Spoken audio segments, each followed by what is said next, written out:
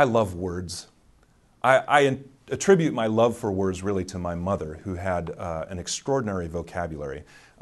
It was fun growing up with the kid whose mom on the block had the biggest vocabulary in the whole neighborhood.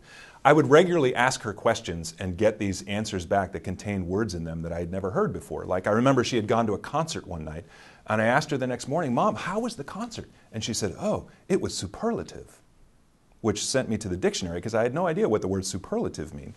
And then one day I remember she seemed a little angry while she was washing the dishes, and I asked her, "Mom, are you angry?" And she turned to me and looked at me and said, "I'm livid." I knew that must mean angry in some way, and she wasn't angry with me, thankfully, but it was an interesting thing to grow up with a mom that would consistently use these words that constantly grew my own vocabulary. But I found a fascinating thing happened.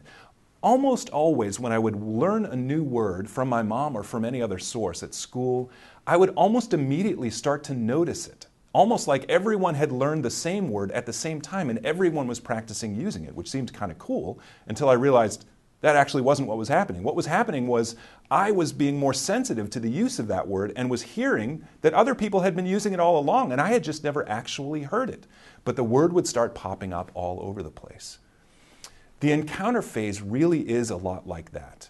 This is what we want to have happen as people encounter the God of justice.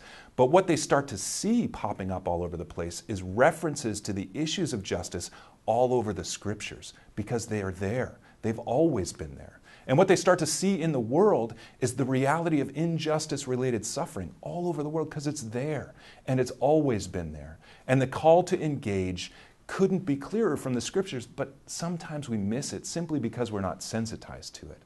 And the need in the world exists, but sometimes we miss it simply because we insulate ourselves from the suffering of other people.